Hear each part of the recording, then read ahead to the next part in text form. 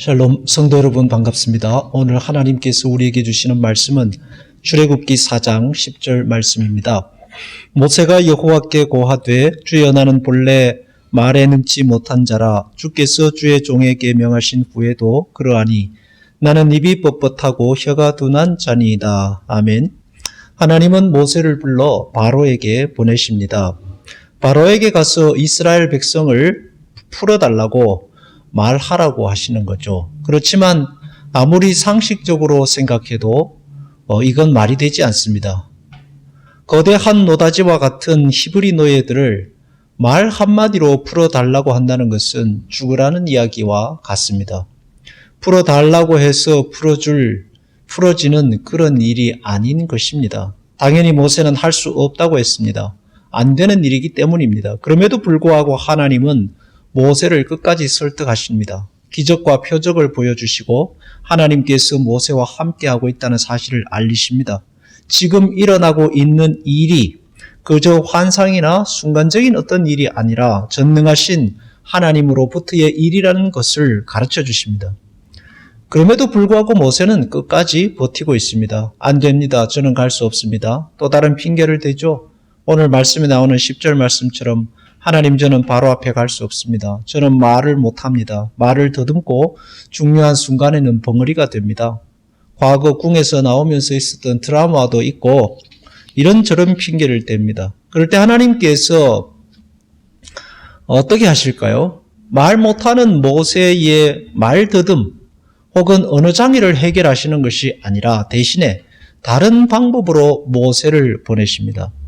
하나님께서 모세에게 달변의 기술을 주시는 대신에 모세의 어떤 트라우마를 해결하는 대신에 모세에게 아론을 붙여주셔서 동력자를 그에게 붙이셔서 그로 하여금 이 애굽으로 가게 하시는 것입니다. 우리에게 있는 약점이 다 해결되어야만 하는 것은 아닙니다. 대부분의 사람들은 모두 다 고칠 수 없는 약점들을 가지고 살고 있습니다. 우리는 그 약점만 해결되면 인생이 달라질 것이라고 생각하지만 그렇지는 않습니다. 바울을 보십시오. 죽을 때까지 따라다녔던 육체의 가시가 있었습니다. 복음에 큰 걸림돌이 될 거라 여겼습니다. 그래서 하나님께 그 가시를 제거해 달라 했습니다. 그러나 하나님은 그대로 두셨습니다. 그리고 그의 사역의 삶은 하나님의 그 부르신 소명을 감당하는데 부족함이 없었습니다. 모세 또한 마찬가지입니다. 하나님께서 그런 모세의 약점에도 불구하고 그를 부르셔서 그에게 아론이라는 동력자를 붙이셔서 하나님께서 계획하신 그 일을 흠 많고 약점투성이인 모세와 바울이나 그 외 다른 사람들을 통해서도 기꺼이 이루시고 행하여 가십니다. 우리에게 있는 부족함과 약점들이 하나님의 사역, 하나님의 일에 걸림돌이 되지 않습니다. 약점이 해결되어야만 문제가 해결되는 것이 아닙니다. 하나님께서는 그 약점을 그대로 두시고서도 하나님의 일을 이루십니다. 그렇게 여러분의 인생을 통해서도 마찬가지입니다. 우리의 약점이 있음에도 불구하고 하나님은 우리를 통해서 이루고자 하시는 일을 계획하시고 하나님께서 우리를 향해 가지신 선하신 그 일을 여러분을 통해 성취해 나가실 것입니다.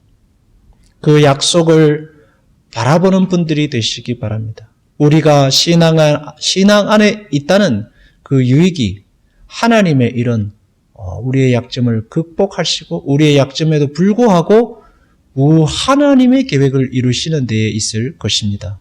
기도하겠습니다.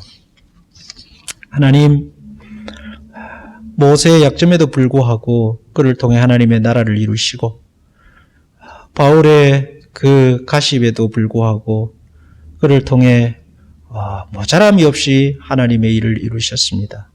우리는 모두 부족한 사람들입니다.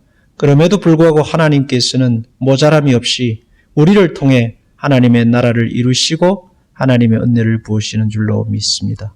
올 한 해도 그런 하나님의 선하심과 능력을 믿으며 믿음 안에 살아보기로 결단합니다. 주님 우리에게 은혜를 베풀어 주옵소서. 예수님의 이름으로 기도하옵나이다. 아멘.